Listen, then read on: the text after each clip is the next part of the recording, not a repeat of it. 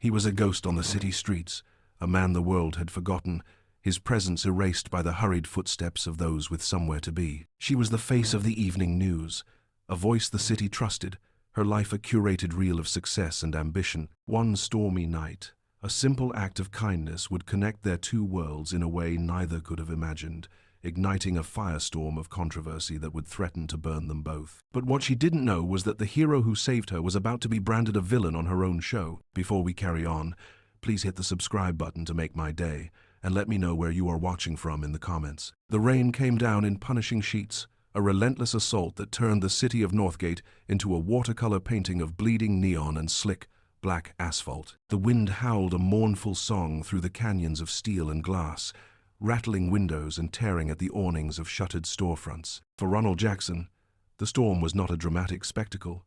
It was a physical enemy. Each icy drop that found its way through the threadbare fabric of his coat was a fresh insult, a chilling reminder of his place in the world, which was nowhere. He hunched his broad shoulders, pulling the collar of his thin jacket tighter around his neck, a futile gesture against the biting cold. The worn soles of his boots squelched with every step, the water having breached their defenses miles ago.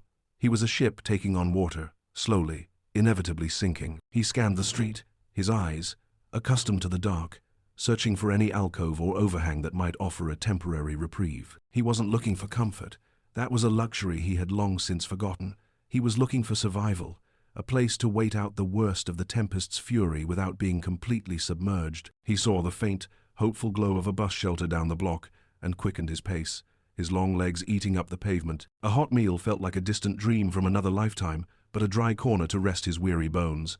That was a treasure. As he drew closer, however, his focus was snagged by something else, a disruption in the rhythm of the rain-swept street. A sleek, dark sedan was parked awkwardly by the curb, its hazard lights pulsing a frantic, rhythmic beat against the deluge. A lone figure stood beside it, silhouetted by the headlights of a passing car, their posture a clear portrait of frustration. It was a woman. Even from a distance, he could see she was ill-equipped for the weather. She wore a stylish trench coat, now soaked and clinging to her frame, and shoes that were certainly not made for wading through the rivers forming in the gutters. She kicked at the front tire, a gesture of pure, unadulterated anger, and Ronald felt a reluctant pang of something he hadn't allowed himself to feel in a long time, a flicker of empathy. He knew that feeling, the rage that bubbles up when you are completely powerless, when the world seems to have conspired against you in 1,000 small, infuriating ways. He should have kept walking. Every instinct, honed by years of hardship and disappointment, told him to mind his own business, to secure his dry spot in the bus shelter and let the world handle its own problems. Helping people was a dangerous game, one he had lost before. It drew attention, and attention was the last thing a man in his position needed. He was a shadow, and shadows were safe. But he couldn't. Maybe it was the memory of his own mother, who had once been stranded on a dark road, her fear a palpable thing even over the phone. Maybe it was the simple, undeniable fact that she was in trouble, and he, despite having nothing, had the ability to help. He let out a slow breath. A plume of white vapor instantly snatched away by the wind and changed his course. As he approached, the woman, Catherine Barlow, was wrestling with her phone, her fingers stiff with cold as she tried to navigate the screen through a film of rainwater. The call to her roadside assistance had dropped twice, the signal lost in the electronic chaos of the storm. She was a woman used to being in control of her career, of her life, of the narrative she presented to 1 million viewers every night at 6. This ridiculous, mundane inconvenience was an infuriating loss of that control. The flat tire was a symbol of her entire day, a series of cascading failures that had started with a botched interview and was now ending in a biblical flood. When Ronald's large frame emerged from the gloom, her head snapped up, her heart giving a frightened leap. Her hand instinctively tightened on her phone, her knuckles white. He was tall and imposing, his face obscured by the shadows of his hood and the relentless rain. Every warning bell, conditioned by a lifetime of city living and sensationalized news reports, screamed in her mind. This is how it happens, she thought, a jolt of pure adrenaline coursing through her. This is the story you read about, the one you report on, but never imagine you'll be in. Got a flat, Ronald said, his voice a low rumble, almost lost in the roar of the wind. He didn't get any closer, keeping a respectful distance, his hands held loosely at his sides where she could see them. He nodded toward the offending tire, now sagging sadly against the rim. Catherine stared at him, her mind racing. She tried to read his expression, but his face was a mask of dripping water and shadow. She swallowed, forcing her voice to remain steady. "Yes, I can see that. I've called for help." It was a dismissal, a clear signal for him to move on. Ronald just nodded, his gaze fixed on the tire. "That could be a while in this weather," he observed, his tone neutral, without a hint of menace. "The jack and spare are in the trunk, I assume. I can have it changed for you in 15 minutes. Her fear warred with her desperation. She was cold, soaked to the bone, and had a crucial pre-production meeting for the morning show in less than an hour. The tow truck could take an eternity. She looked from his shadowed face to the flat tire, then back again. He hadn't moved, hadn't made any threatening gesture. He was just standing there, a big man waiting patiently in a downpour. There was a stillness about him, a quiet confidence that seemed at odds with his ragged appearance. Against her better judgment, a sliver of trust worked its way through her fear. What other choice did she have? "The trunk," she said, her voice barely a whisper. "Yes, it's in the trunk." She fumbled in her purse for her keys and pressed the button. The trunk lid popped open with a soft hydraulic hiss. Ronald moved with a surprising efficiency. He found the compact spare, the jack, and the lug wrench. Laying them out on a piece of cardboard he produced from a pocket in his oversized coat to protect them from the gritty pavement. He worked without speaking, his movements economical and precise.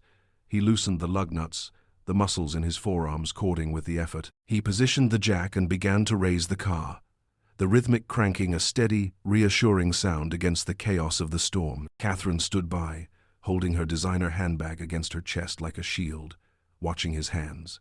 They were large and calloused, the hands of a man who knew how to work, to build, and to fix. They moved with a certainty that was both mesmerizing and deeply comforting. As he worked, the rain began to let up, softening from a torrent to a steady, persistent drizzle. The city lights seemed to sharpen, and in the improved visibility, she could see his face more clearly. He was older than she had first thought, perhaps in his late 40s. His beard was neatly trimmed, though streaked with gray, and his eyes, when he glanced up at her, were a deep, weary brown. They held no malice, only a profound, soul-deep exhaustion. The fear she had felt earlier now seemed foolish, replaced by a growing sense of shame. She had judged him instantly, painting him as a threat based on nothing more than his appearance and his circumstances. "Almost there," he said, grunting as he gave a final, stubborn lug nut a turn. He lowered the car, checked the tightness of each nut again, and then began to gather the tools. "Thank you," Catherine said, the words feeling inadequate. "I don't know what I would have done. I was stranded." He simply nodded, placing the flat tire and the jack back into her trunk. "Just be careful driving on the spare. It's not meant for high speeds or long distances." He closed the trunk and turned to leave, his part in her story apparently over. "Wait!" she called out, reaching into her purse. She pulled out her wallet, her fingers fumbling for the cash inside. "Please, let me give you something for your trouble." She held out a wad of bills, a mix of 20s and 10s, probably more than he had seen in months. Ronald looked at the money in her hand, then back at her face. For a moment, a flicker of something, maybe pride or old pain, crossed his features. He hesitated, and for a second she thought he would refuse, but then he slowly reached out and took the bills, his rough fingers brushing against hers. "Thank you, ma'am," he said quietly. "A hot meal will be good tonight." He tucked the money into his pocket and gave her a final, small nod before turning and melting back into the shadows from which he had come, his destination the bus shelter he had been heading for all along. Catherine watched him go, a strange mix of relief and an unidentifiable emotion churning in her gut. She got into her car, the leather seat cold and damp. As she drove away, she glanced in her rearview mirror, but he was already gone, swallowed by the night. The encounter had been a brief, strange interlude in her meticulously scheduled life, and as the miles passed, the demands of her job began to reassert themselves, pushing the memory of the quiet, dignified man in the rain to the back of her mind. He was a kind stranger, a brief chapter in her bad day, and she never expected to see him again. She had no idea how wrong she was. The car, now whole and healed, hummed quietly, its engine a gentle purr against the receding symphony of the storm. Catherine drove, the wipers beating a frantic rhythm that matched the thumping in her chest. The city blurred past, a smear of light and color, the entire encounter feeling surreal, a strange, waterlogged dream she was already waking from. She actively pushed the image of the man's tired eyes and calloused hands from her mind, a professional reflex honed by years of work. She compartmentalized the event, packaging it into a neat box labeled Strange Encounter. It would become an anecdote, a story stripped of its raw, unsettling emotional core. The Channel 8 news station rose before her, a monolith of glass and steel, its logo glowing like a beacon in the murky twilight. Inside, the chaos was of a different sort, organized and electric. The air hummed with the low thrum of electronics and the urgent murmur of voices. Phones rang, keyboards clattered, and producers barked orders into headsets. It was a world away from the lonely, rain-lashed street she had just left. The smell of stale coffee and ozone-filled air was her perfume, the adrenaline of an approaching deadline her drug. She shed her soaked trench coat, the designer label feeling absurdly out of place now, and strode towards the news desk, her professional mask clicking firmly into place. "Barlow, you're cutting it close," David, her executive producer, called out, not looking up from a bank of monitors displaying feeds from across the city. He was a man perpetually wound-tight, fueled by caffeine and the relentless pressure of live television. Traffic was a nightmare. "And a flat tire," she said, her voice clipped and efficient. She didn't mention the stranger. It felt too personal, too raw for this sterile environment. David grunted, his attention already elsewhere. "The police scanner is on fire. Another robbery in the warehouse district. Same MO as the last three. Guy targets small businesses, cash only, disappears like smoke. Cops are getting desperate. They're about to release a suspect photo from a bodega security cam near the last hit." Catherine's journalistic instincts kicked in, the personal drama of her evening evaporating under the harsh lights of the studio. "Is the photo any good?" she asked, leaning over his shoulder. "Grainy as hell, but it's all they've got. They're hoping someone recognizes the coat or the build. It'll be the lead story. We go live in 50. The machine was in motion, and she was a vital cog.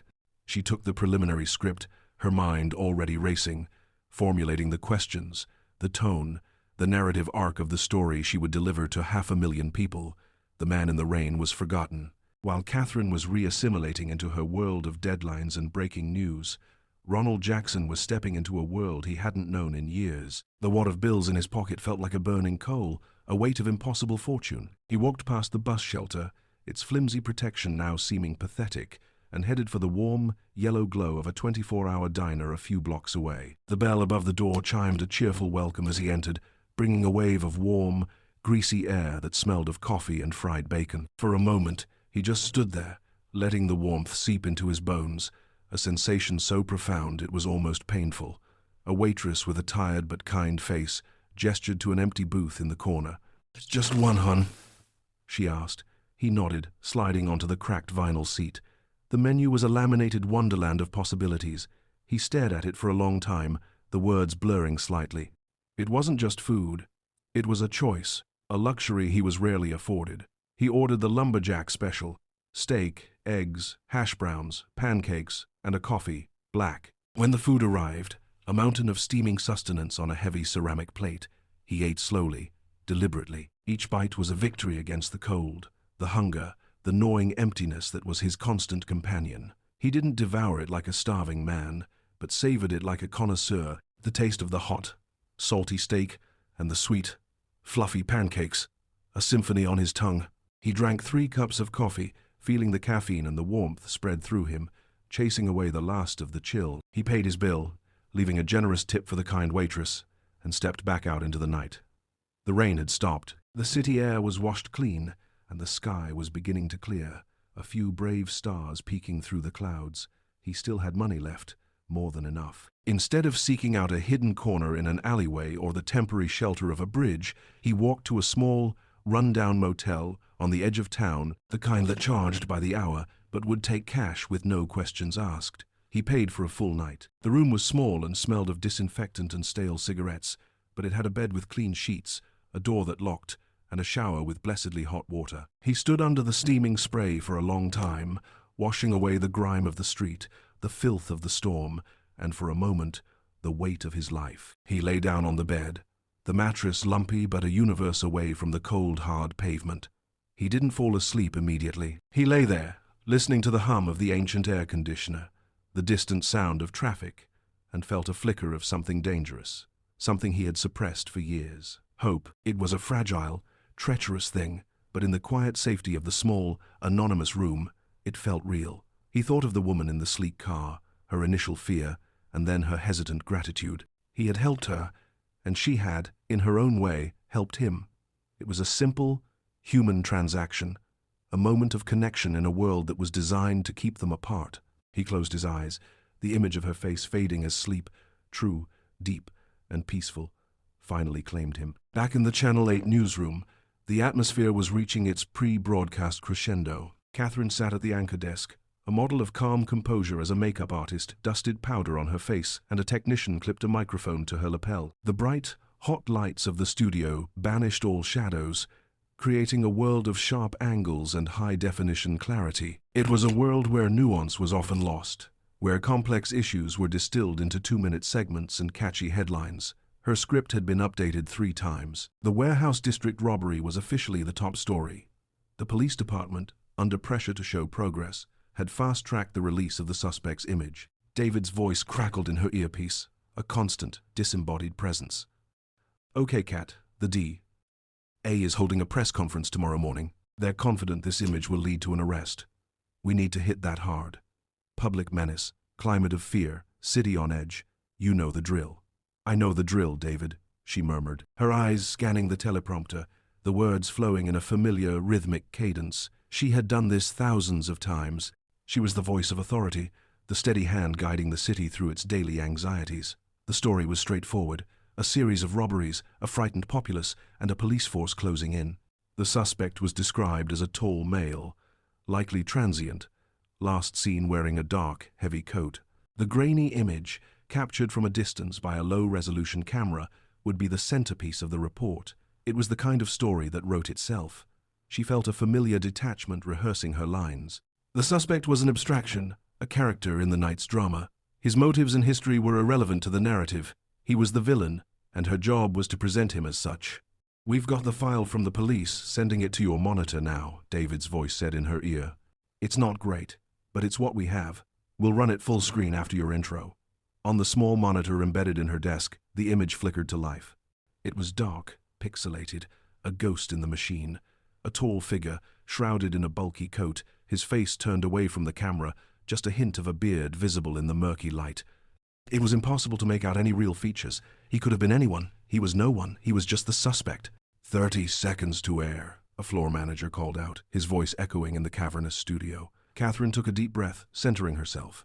She smoothed her blazer, looked directly into the camera lens, and smiled her signature smile, a perfect blend of warmth and authority.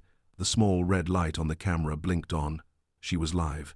"Good evening, Northgate. I'm Catherine Barlow." Her voice was smooth, confident, filling the homes of hundreds of thousands of viewers. "We begin tonight with a city on edge. A string of brazen robberies has left local business owners fearful and a community demanding answers. Tonight, police believe they have a major breakthrough." She delivered the introduction flawlessly, her expression serious, her tone conveying the gravity of the situation. The story unfolded just as they had planned. They showed a map of the robbery locations, played a soundbite from a shaken shop owner, and cut to their field reporter standing outside the latest crime scene. It was all standard procedure, a well-oiled machine churning out the news. "After weeks of investigation," Catherine continued, her eyes fixed on the teleprompter, "police have released a photograph of the man they believe is responsible for these crimes. They are asking for the public's help in identifying him." The moment had arrived. David's voice was a low hum in her ear. "Okay, Kat, cue the image. Full screen in 3, 2, 1. The grainy photograph filled the massive screen behind her, the same image she had glanced at earlier. But now, blown up to 10 feet tall, illuminated by the powerful studio lights, it was different. The pixels seemed to coalesce, the shadows to take on a familiar shape. The figure was still indistinct, a man made of digital noise. But something about his posture, the set of his broad shoulders hunched against the world, sent a jolt through her. It was a flicker of recognition, so faint and improbable that she almost dismissed it. "The suspect is described as a tall male, possibly homeless, and was last seen wearing a dark, heavy coat," she read, the words suddenly feeling thick and strange in her mouth. Her mind flashed back to the storm, the rain, the dark sedan, the figure emerging from the gloom. A tall man, a heavy coat. She pushed the thought away. It was a coincidence. There were thousands of men in the city who fit that description. It was her mind playing tricks on her, connecting 2 unrelated events. "Police are urging anyone with information to come forward," she said, her voice faltering for a fraction of a second, a tiny imperfection that only she would notice. "Let's take another look at that photo." The image remained on the screen. She forced herself to look at it again, to really look at it, to see it not as a news anchor but as the woman who had been stranded in the rain. She saw the way he held his head, the slight tilt that suggested a deep weariness. She saw the outline of the beard, streaked with grey. And then she saw it, a detail so small, so insignificant, that no one else could possibly know it. From a pocket in the oversized coat, a small corner of folded, rain-darkened cardboard was peeking out. The cardboard he had used to protect her Jack from the gritty pavement. Her breath caught in her throat, a sharp gasp swallowed by the studio's acoustics. The world seemed to tilt, the anchor desk suddenly feeling like the deck of a ship in a violent swell. The hum of the studio, David's voice in her ear, the heat of the lights, all faded into a dull, rushing roar. It was him, the man who had changed her tire, the kind stranger who had expected nothing in return, the man she had paid with a handful of bills, who had thanked her for the promise of a hot meal. That man, her quiet, dignified hero of the storm, was now being broadcast across the entire city as a wanted criminal, a public menace, a villain. The teleprompter was still rolling, feeding her the next line. "A dangerous individual who must be taken off our streets." The words stared back at her. A judgment, a condemnation. Her judgment, her condemnation. She was the face of the evening news, the voice the city trusted, and she was about to brand an innocent man a felon on her own show. Her heart hammered against her ribs, a frantic, trapped bird. She had a choice to make, a choice that had to be made in the space of a single heartbeat. Live, on air, with the entire city watching. The world narrowed to the cyclopean eye of the camera lens. In Catherine's ear, David's voice was a tinny, frantic buzz. "Cat, what's the hold-up? Read the line. We're live." But his words were just noise, like static from a distant station. The line on the teleprompter glowed with malevolent clarity. "A dangerous individual who must be taken off our streets." Each word was a hammer blow against her conscience. To speak them would be to betray the only moment of genuine, selfless kindness she had experienced in a very long time. It would be a lie, a monstrous, life-altering lie, and she would be its vessel. Her entire career was built on the foundation of trust she held with her audience. She was Catherine Barlow, the anchor of truth. But the truth was not on the teleprompter. The truth was a memory, barely a few hours old, of a man with weary eyes and capable hands working patiently in a deluge, expecting nothing. The truth was the folded piece of cardboard. Her heart was a wild drum against her ribs. To defy the script was professional suicide. It was insubordination of the highest order, a cardinal sin in the unforgiving world of live television. David would have her head. The network would question her stability. Her carefully constructed career could shatter in the space of 5 seconds. But to read the line, to brand her rescuer a criminal for the sake of her job, felt like a different kind of death, a corrosion of the soul. She saw his face in her mind, not the pixelated phantom on the screen, but the real man, looking at the money she offered with a flicker of old pride before the crushing weight of necessity won out. "A hot meal will be good tonight," he had said. He wasn't a menace, he was a man trying to survive.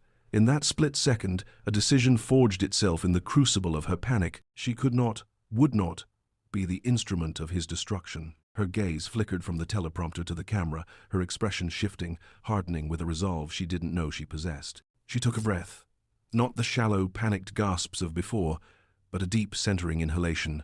The professional mask was back, but it was different now, not a tool of the network, but her own shield. "Police are asking for the public's help," she said, her voice a shade lower, imbued with a new, steely gravity. She was improvising, walking a tightrope without a net. "The individual in this photograph is a person of interest. If you have any information regarding his whereabouts, you are urged to contact the Northgate Police Department. Do not approach him yourself." She had softened it, stripped it of its venom. She had changed suspect to person of interest, dangerous individual to a plea for information. It was a subtle shift, a semantic dance that only those in the control room would catch. But it was everything. She had bought him a sliver of time, a sliver of doubt. "What the hell is she doing?" David's voice exploded in her ear, a shriek of pure fury. "Cut to commercial! Now! Go! Go! Go!" The screen behind her abruptly switched to a car dealership ad featuring a man in a gorilla suit. The red light on her camera blinked off. The spell was broken. Catherine ripped the earpiece out, the plastic biting into her skin. David was already storming onto the studio floor, his face a mask of purple rage. "Barlow, my office, now," he bellowed. his voice echoing in the suddenly silent studio. The crew averted their eyes, pretending to be busy with their equipment, the air thick with the delicious, terrifying thrill of a public execution. Catherine stood up, her legs feeling surprisingly steady. She walked off the set, her head held high. The image of the folded cardboard burned into her mind. The chewing out was biblical. David paced his glass-walled office like a caged tiger, his voice a low, menacing growl that occasionally escalated into a full-throated roar. He accused her of everything from gross incompetence to deliberate sabotage. He questioned her judgment, her loyalty, her sanity. Catherine stood before his desk and took it. She didn't argue, she didn't make excuses. She offered a placid, infuriatingly calm apology about losing her place, about the image being unclear, lies that he swatted away like flies. Unclear? You looked like you'd seen a ghost. You undermined the entire report. You undermined the police. You undermined me, he snarled, jabbing a finger in her direction. You're lucky I don't fire you on the spot. You are on thin ice, Catherine. One more screw-up, one more hesitation, and you'll be reporting on traffic from a helicopter in rush hour, you hear me? She nodded, her expression unreadable. I hear you, David. She had weathered the storm. She had survived. But as she walked out of his office and through the now quiet newsroom, the adrenaline began to fade, replaced by a cold, creeping dread. What had she done? And what was she going to do now? She drove home in a daze, the city lights smearing past her windows. Her small act of defiance on air felt hollow. She had planted a seed of doubt, but the machine was still in motion. The police were still looking for him. His face, grainy and distorted, was still out there, attached to a series of crimes he didn't commit. Someone would recognize him. The waitress at the diner, the clerk at the motel. Someone would make the call. She had to find him first. She had to warn him. More than that, she had to prove he was innocent. The journalist in her, the part that had been suppressed by the demands of corporate news, began to stir. This was a real story. A story about injustice, about a broken system that preyed on the vulnerable. It was the kind of story she had dreamed of covering when she was a bright-eyed journalism student. Before the compromises and the ratings wars, she didn't sleep. She sat in her sleek, minimalist apartment, a place that suddenly felt cold and empty, and she made a plan. She opened her laptop, her fingers flying across the keyboard. She was a formidable investigator when she wanted to be. She pulled up the police reports on the warehouse district robberies. She mapped the locations, the times, the methods. The thief was agile, quick, and knew the layouts of the businesses. He always struck during closing time, when the cash registers were full. He was a creature of habit. Then she started a different kind of search. She used her station's access to city surveillance feeds, a privilege reserved for major news outlets. She started with the area where he had fixed her tire. She scanned hours of footage from traffic cameras and storefront security systems, her eyes burning from staring at the screen. She was looking for a ghost. For hours, there was nothing but the endless loop of city life.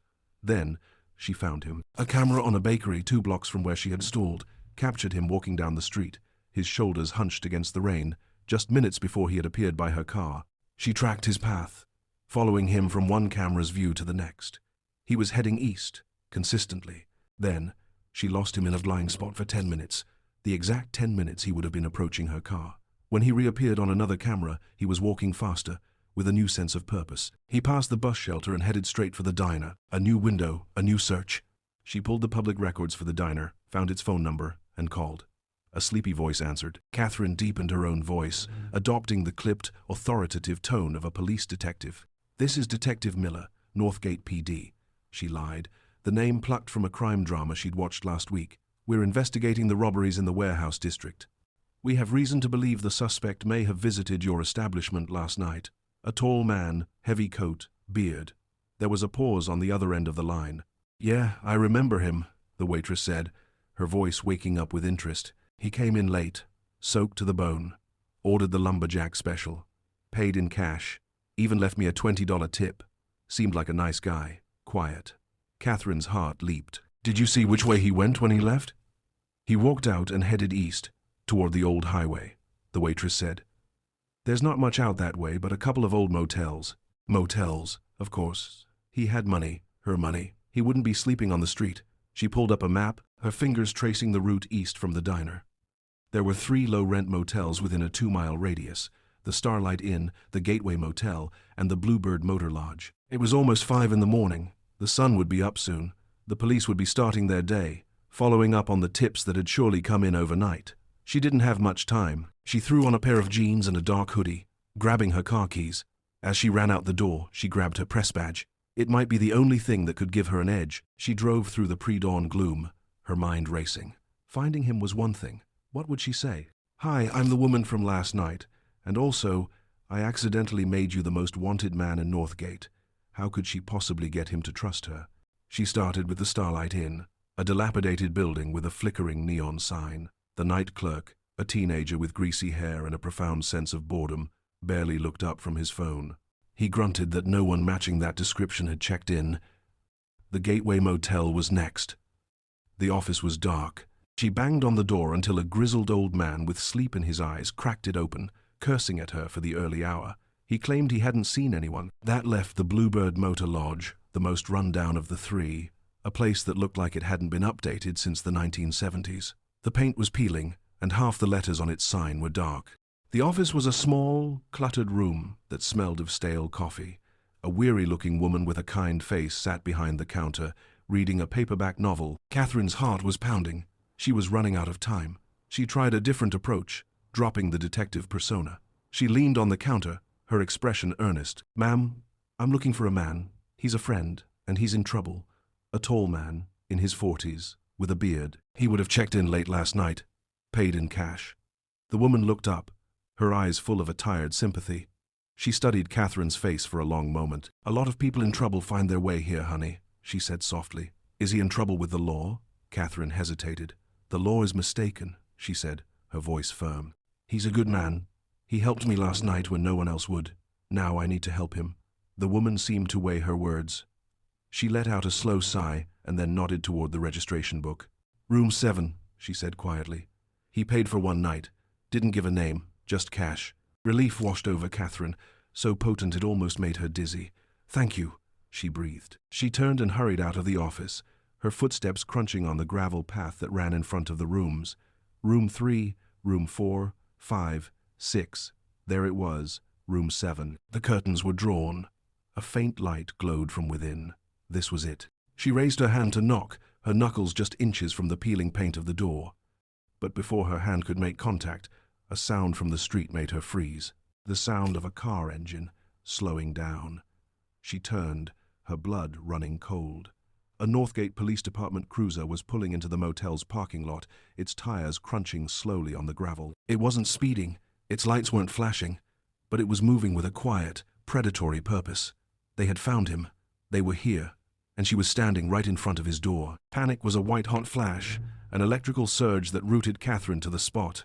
Her knuckles, poised to knock, were frozen inches from the door, a tableau of interrupted intent. The crunch of gravel under the police cruiser's tires was the only sound in the world, a slow, deliberate grinding that seemed to be counting down the final seconds of Ronald Jackson's freedom. The car stopped, its engine idling with a low, predatory rumble. The blue and red lights remained dark, but the vehicle's presence was a shout in the pre-dawn quiet. Two officers emerged, their movements economical and imbued with the casual authority of men who were used to being in control. They saw her instantly, a lone figure in a hoodie standing before the door to room 7, and their expressions hardened with suspicion. There was nowhere to run, nowhere to hide. The motel was a U-shaped trap, and she was at its center. Her mind, trained to process information and make split-second decisions under the pressure of live television, went into overdrive. Flight was not an option. Deception was her only weapon. She forced her hand down, turning slowly to face them, her heart a frantic drum against her ribs. She pulled the hood of her sweatshirt down, letting them see her face, and simultaneously reached into her back pocket, her movements slow and deliberate. One of the officers, the larger of the two, instinctively put his hand on the butt of his holstered weapon. "Ma'am, step away from the door," he commanded, his voice sharp. Catherine held up her press badge, the laminated card catching the first weak rays of dawn. "Catherine Barlow, Channel 8 News," she announced, her voice a marvel of forced calm. She had to control the narrative, just like on her show. "I'm working on a story. Is there a problem, officers?" The two cops exchanged a look. This complicated things. The last thing they wanted was a news anchor sniffing around, especially if things got messy. The second officer, younger and leaner, stepped forward. "This is an active investigation, Miss Barlow. We need you to clear the area." "An investigation into what?" she pressed, taking a step toward them, away from the door. creating a small triangle of space. She was buying seconds, feet, anything. The robberies in the warehouse district? I'm the lead anchor on that story. In fact, my station received the tip that led you here. It was a brazen lie, but it was plausible. It seeded the idea that she was on their side.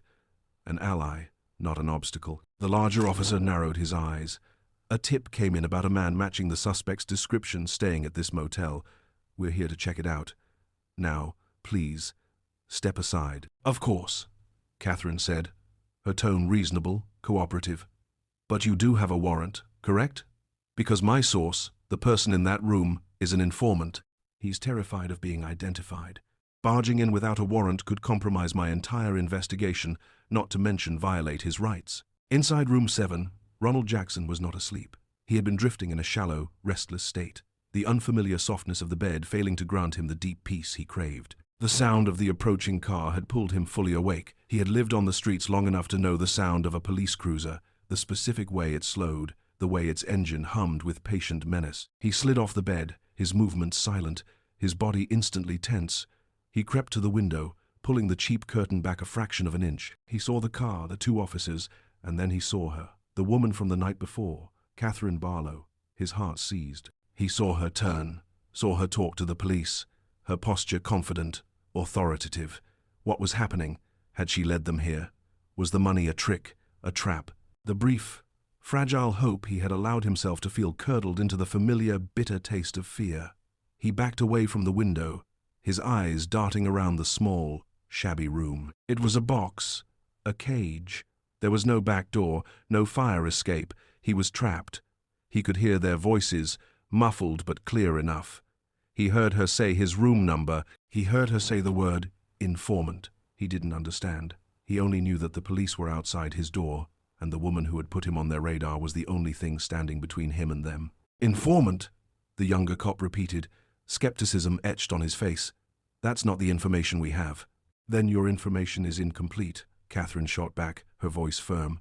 My station is protecting his identity. He's a material witness. You know how this works. A person of interest isn't necessarily a suspect. He reached out to me after the broadcast last night. He has information about the real perpetrator. If you go in there heavy-handed, you'll lose him, and I'll lose my story.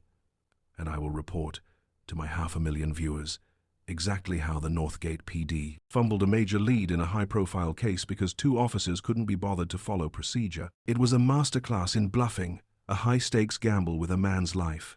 She was weaving a web of journalistic ethics, legal procedure, and veiled threats, banking on their aversion to a media firestorm. The 2 officers were silent for a long moment, clearly unsure how to proceed. They were patrolmen, not detectives. They were used to clear-cut situations, not this murky standoff with a high-profile news anchor at 5 in the morning. The larger officer finally spoke, his voice tight with frustration. Fine, we'll wait. We'll call it in, get a detective down here, and get the warrant. But we're not leaving. And you stay right here. You're part of this now. He pointed a thick finger at her. They walked back to their cruiser, but they didn't get in. They stood beside it, their arms crossed, their eyes fixed on her and on the door to room 7. The immediate threat had passed, but the clock was now ticking louder than ever.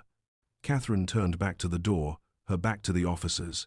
She had to get him to trust her, and she had to do it now. She pressed her face close to the wood, keeping her voice low but urgent. Ronald Jackson, my name is Catherine Barlow. Please, don't be afraid. I'm the woman from last night, with the car. I know you're in there. I'm not with them. I'm here to help you. Silence. From inside, she heard nothing, not even the sound of breathing. He was in there, holding his breath, holding his life in his hands. I know you're scared, she continued, her voice softening, pleading. You have every right to be. There's been a terrible mistake. The news report last night, the picture the police released, it was you. I didn't realize it until I was on the air. I'm so sorry. I came here to warn you, to help you. She was confessing, laying her cards on the table, praying he would see the truth in her voice. Those officers are waiting for a warrant. When they get it, they're coming in. You have to let me in. You have to trust me. We don't have much time. Another long, agonizing silence. Then, a faint shuffling sound from within.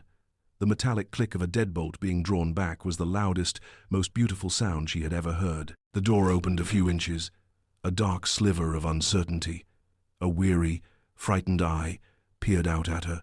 He looked at her, then glanced past her at the police cruiser, then back at her. His face was a mask of confusion and deep, profound mistrust, but he had no other choice. He opened the door just wide enough for her to slip through and then immediately shut and locked it behind her. The room was small, stuffy, and illuminated by a single, dim lamp on the bedside table. Ronald stood with his back pressed against the door as if to physically keep the world out. He was no longer the quiet, dignified man from the storm.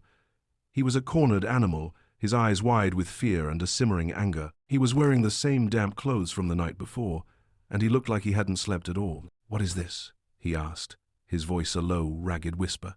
"What did you do?" "I tried to stop it," Catherine said, holding her hands up in a placating gesture. "I didn't know. I swear, I didn't know until it was too late." She pulled out her phone, her hands trembling slightly. She found the recording of the 6 o'clock broadcast and held it out for him. "You need to see this." He didn't move, so she took a step closer and angled the screen toward him.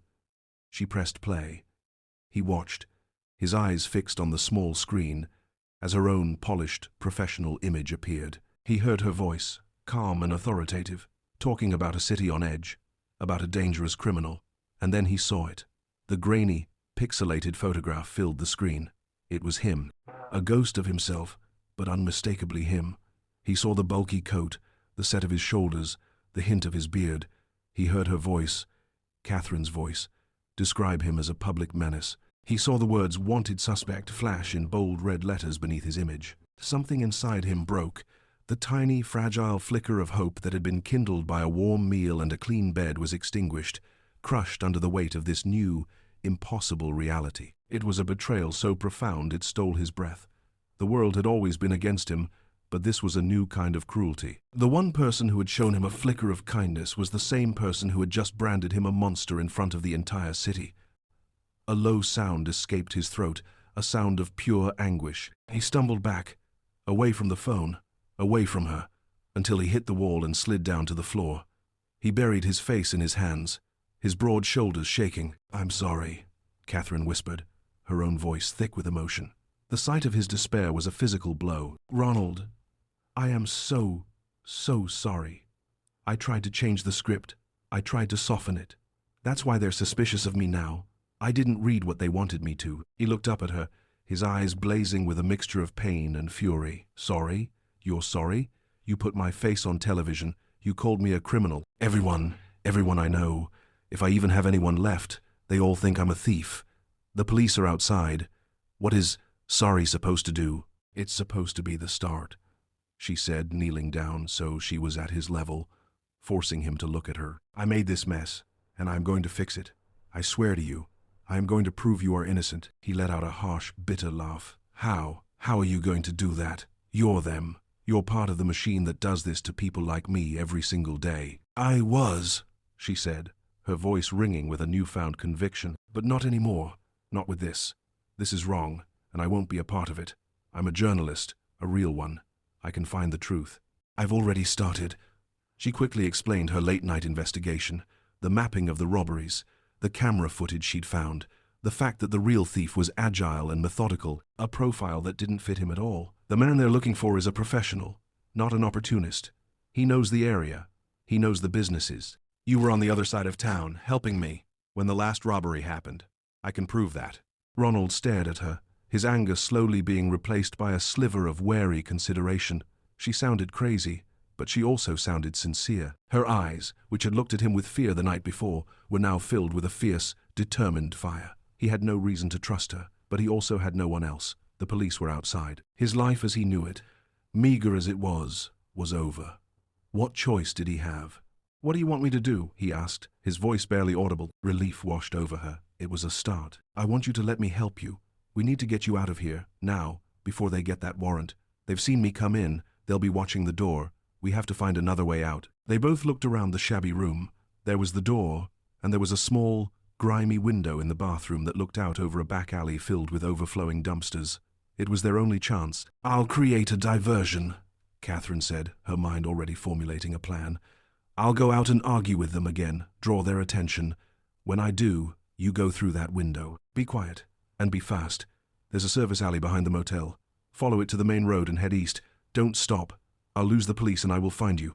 I promise. He looked from her to the bathroom window, the weight of the decision pressing down on him. He was being asked to place his life, his entire future, in the hands of a woman who had, just hours ago, nearly destroyed it.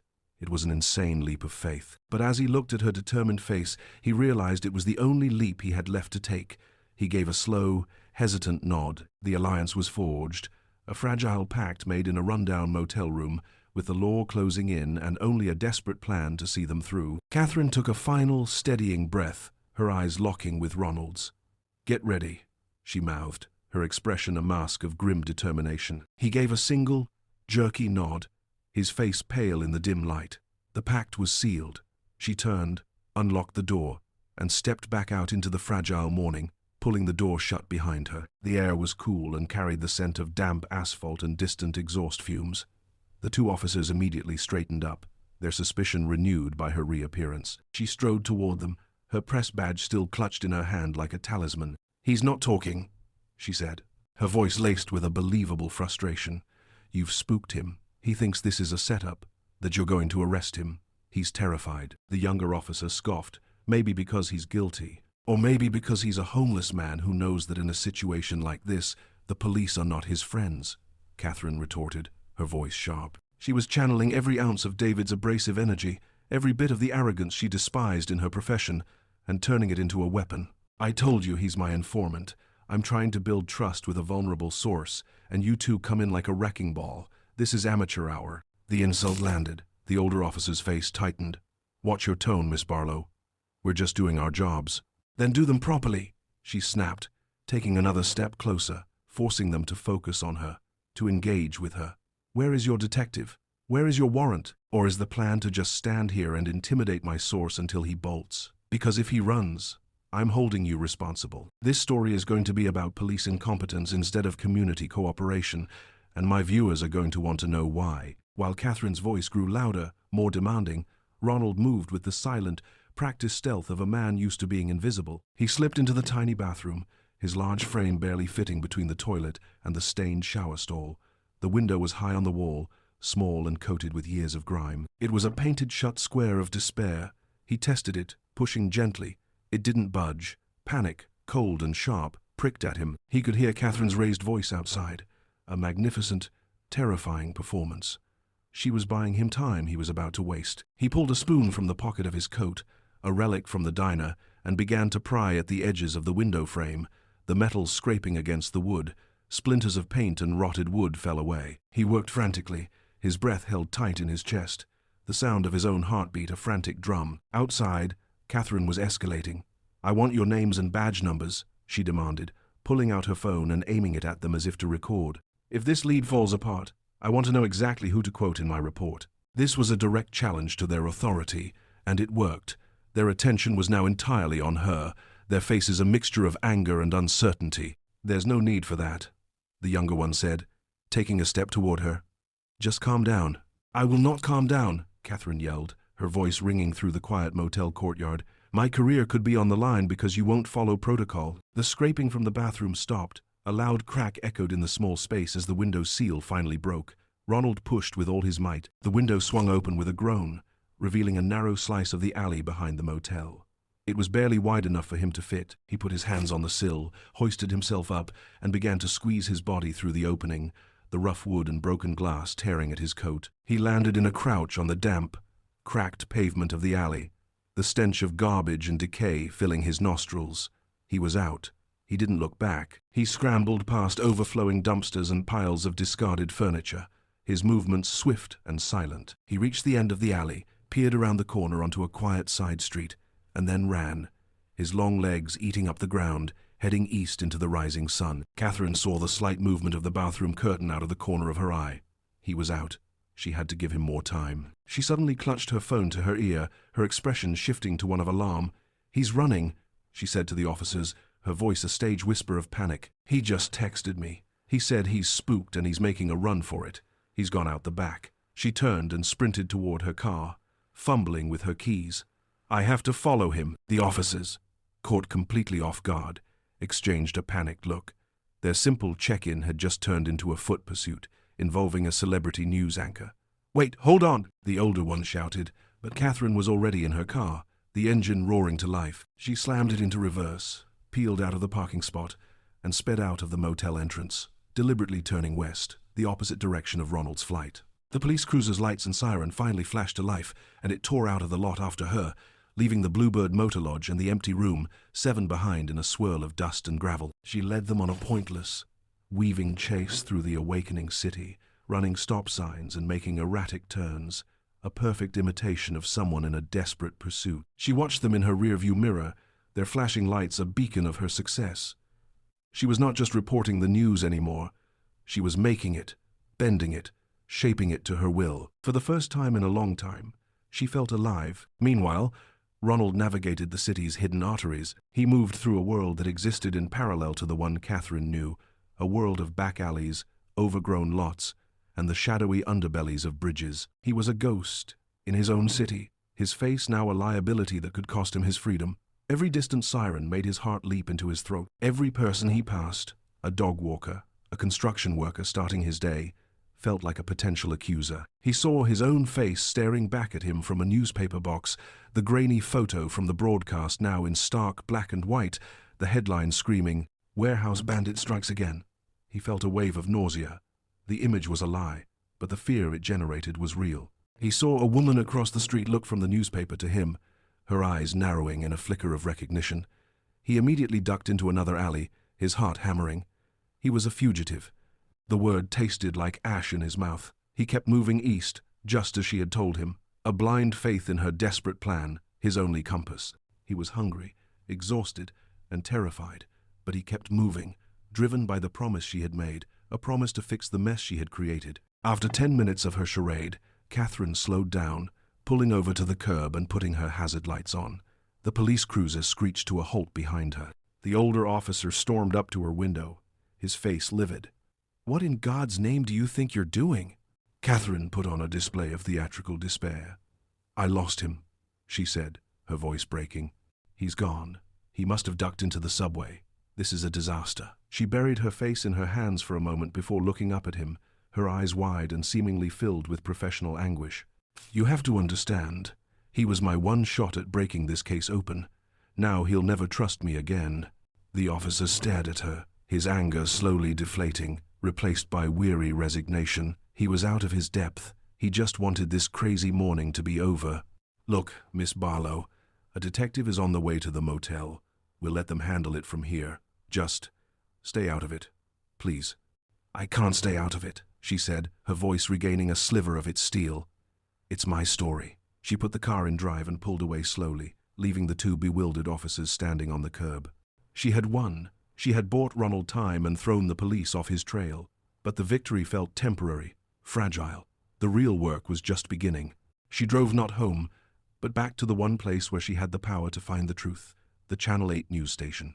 She slipped into the building through a side entrance, avoiding the main newsroom. She went straight to the station's archives, a climate-controlled room in the basement that held decades of raw footage. One access code gave her entry. She was looking for something specific, something the police had missed. They had the bodega footage, but it was grainy and taken from a bad angle. Catherine knew that in a city blanketed by cameras, there was always another angle. She cross-referenced the time of the last robbery with a map of every known public and private camera in a 4-block radius of the crime scene. It was painstaking work. She pulled footage from traffic lights, bank ATMs, and the front doors of apartment buildings. For hours, she stared at screens, watching the same few minutes of time play out from a dozen different perspectives. She saw the real thief, a shadowy figure in a dark coat, moving quickly down the street. But every angle was obscured, his face always turned away or hidden in shadow. It was maddening. She was about to give up, her eyes burning with fatigue, when she saw it. A camera on a loading dock, one she had almost dismissed, had captured the thief as he fled the scene. The quality was no better than the police footage, but the angle was different.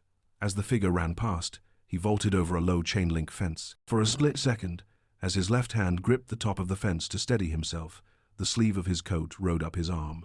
Catherine froze the frame. She zoomed in, the image pixelating, blurring into a mess of digital noise. But it was there, just visible on the back of his hand, a tattoo. It was a distinctive design, a coiled serpent with a dagger through its head. Her breath caught in her throat, This was it. This was the proof. Ronald Jackson had no tattoos on his hands. She remembered them clearly, the large, calloused, unadorned hands that had so expertly changed her tire. This single frame, this tiny, almost invisible detail, was enough to clear him. It was the key. Now, she had to get it to him. She downloaded the footage onto a secure flash drive and erased the server logs of her search. No one would know what she had found. Finding Ronald again was a different kind of challenge. He was a needle in a haystack of urban decay. She started where she had left off, driving east, thinking like he would have to think. Where do you go when you have no money and you can't be seen? She checked under bridges, in public parks, near soup kitchens that were just beginning to open for the day's first meal. She showed his picture, the real one from her phone, not the one from the news, to other homeless people, her voice low and urgent. Have you seen this man? He's a friend. He's in trouble. She was met with suspicion, with blank stares, with shrugs. These were people who survived by not seeing, not knowing, not talking. Finally, an old woman sitting on a park bench, her life's possessions in a shopping cart beside her, looked at the photo and then at Catherine's desperate face. Saw him, she rasped, her voice dry as dust. Walked by an hour ago, headed toward the old cannery district. No one goes there anymore. Good place to hide. The cannery district was a graveyard of abandoned warehouses and crumbling brick, a forgotten corner of the city. Catherine drove through its deserted streets, her car the only sign of life. She called his name, her voice echoing off the decaying walls. Ronald Jackson, it's Catherine, I have proof. She found him huddled in the shell of a burned-out loading bay, trying to stay out of sight. He looked up as she approached, his eyes hollow with exhaustion and fear. He had the haunted look of a man who had lost everything, including hope. They're looking for you, he said, his voice flat. I heard it on a radio. They're everywhere. I know, she said softly, kneeling in front of him, ignoring the dirt and grime. But I found something that will prove you're innocent. She held out the flash drive. It's footage from the robbery, the real thief. He has a tattoo on his hand, Ronald, a snake and a dagger. He stared at the small piece of plastic in her hand, then looked down at his own empty, calloused hands. He slowly turned them over, as if seeing them for the first time. A single dry sob escaped his lips, a sound of profound, bone-deep relief. It was the first crack in the wall of his despair. What do we do now? He whispered, looking up at her, his eyes shining with unshed tears. For the first time, the wary mistrust was gone, replaced by a fragile, desperate trust. He was putting his life in her hands. Catherine's face was set with a resolve of pure steel. Now, she said, her voice low and steady, we fight back. We don't go to the police. They'll bury this. We go to a higher court, the court of public opinion.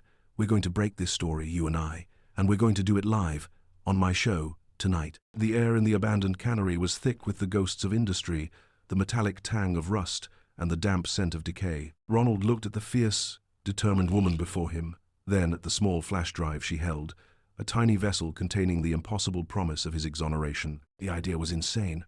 Walking into the lion's den, the very television station that had branded him a criminal, and expecting justice. Every instinct honed by years of survival screamed at him to run, to disappear back into the shadows where he belonged. But the shadows were no longer safe. His face was known, his image a symbol of fear. Catherine's plan was a desperate, wild gamble, but it was the only hand he had left to play. He looked at his own hands, empty and calloused, then back at her. The trust he placed in her was a fragile, terrifying thing, a leap of faith off a cliff into the unknown. Okay, he breathed, the word a puff of white in the cold air. Okay, I'll do it. The first step in their rebellion was a tactical retreat to Catherine's apartment. It was a world away from the cannery, a sterile, quiet space of polished concrete floors and minimalist furniture. To Ronald, it felt like a museum, a place where he didn't belong, where he was afraid to touch anything. Catherine ignored his discomfort, her focus entirely practical. She pointed him toward the guest bathroom, a room larger than the motel room he had just fled. There are clean clothes in the closet, she said, her voice gentle but firm. Take your time. We have a few hours before we need to be at the station. He stood under the hot spray of the shower, the water washing away the grime of the streets, the filth of the alley, the stench of fear. It felt like he was shedding a skin, a heavy, suffocating layer of invisibility and despair. He emerged wrapped in a thick towel and found a simple pair of dark trousers, a crisp blue button-down shirt, and a soft grey sweater laid out on the bed. They were clothes that belonged to a man with a life, with a place in the world. He dressed slowly, his fingers clumsy with the buttons. When he was done, he faced the full-length mirror on the closet door. The man who stared back was a stranger. His beard was trimmed, his hair was clean and damp, and his eyes, though still weary, were clear. The haunted look was gone, replaced by a quiet, nervous dignity. He was not the ghost from the alley. He was Ronald Jackson. The sight was so overwhelming that he had to grip the edge of the dresser to steady himself.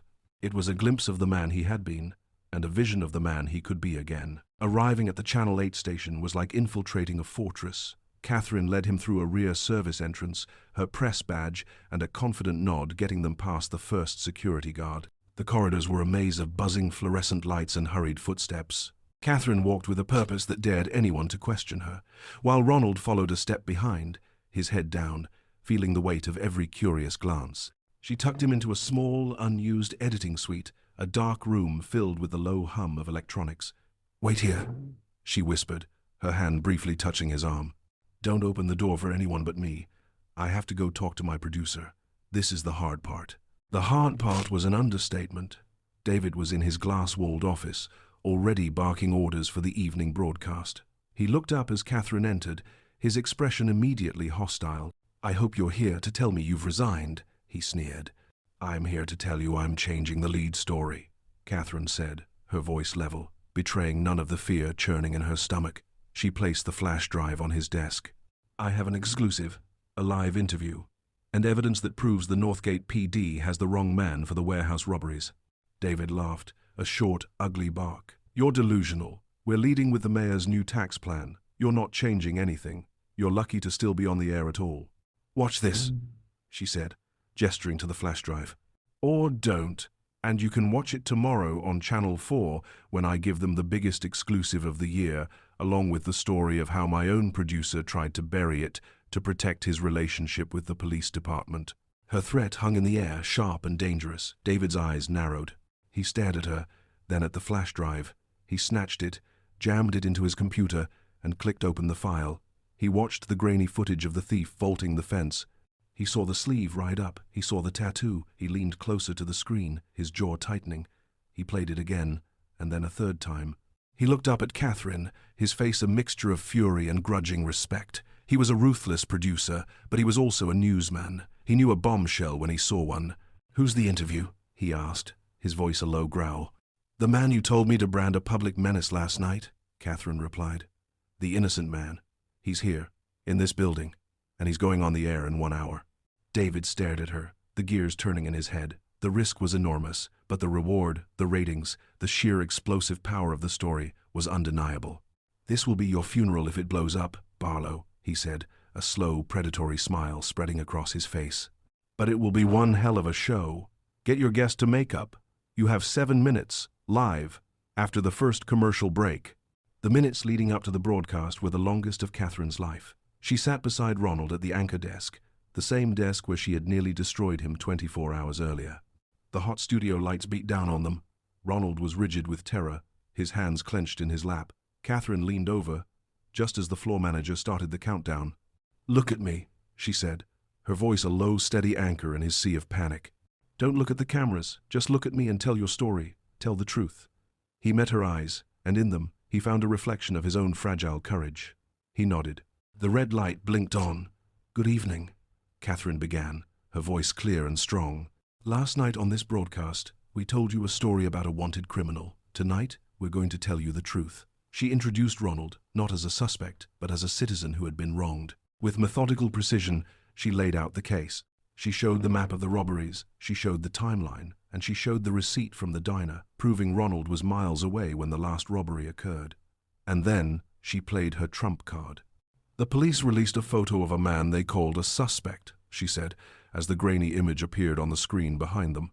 "But what the police didn't have, or didn't look for, was this." She cued the new footage. The image of the thief vaulting the fence filled the screen. She froze the frame, zooming in on the hand, on the coiled serpent and the dagger. "The man who has been terrorizing our city has this tattoo," she announced, her voice ringing with triumph.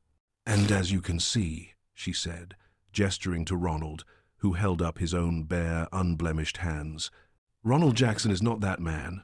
The final 5 minutes belonged to Ronald. Prompted by Catherine's gentle questions, he spoke. His voice was quiet at first, but it grew stronger as he found his words. He didn't just talk about the false accusation, he talked about what it was like to be invisible, to be a ghost in a city that didn't want to see him. He spoke of the cold, the hunger, and the crushing loneliness. He spoke of the simple, profound joy of a hot meal and a safe place to sleep. He wasn't asking for pity, he was asking for understanding. He was giving a voice to the voiceless, his quiet dignity, a powerful indictment of a system that had discarded him and then tried to crush him. He was no longer an abstraction, a character in a news report. He was a human being, speaking his truth to a million people. When the segment ended and the cameras cut to a commercial, the newsroom was in stunned silence for a beat, and then it exploded. Phones began ringing, a cacophony of noise. Producers were shouting. David stood in the control room, staring at the bank of monitors, a look of sheer, unadulterated awe on his face. He had his bombshell. Within 10 minutes, the first tip came in. A parole officer recognized the tattoo. The suspect, a known felon with a history of similar crimes, was arrested before the 10 o'clock news. The aftermath was a whirlwind. The Northgate PD was forced to issue a public apology. The 2 officers who had confronted them at the motel were placed on administrative leave pending an internal investigation. Catherine Barlow became a local hero, a champion of journalistic integrity. She was offered a network job, a nationally syndicated show, but she turned it down. She had found her purpose, not in the glamour of network news, but in telling the stories that mattered, the stories of the forgotten. A few weeks later, Catherine stood on the observation deck of the city's tallest building, looking out at the sprawling metropolis below. The city looked different now, not just a collection of buildings and streets, but a tapestry of a million individual stories. She heard footsteps and turned to see Ronald approaching.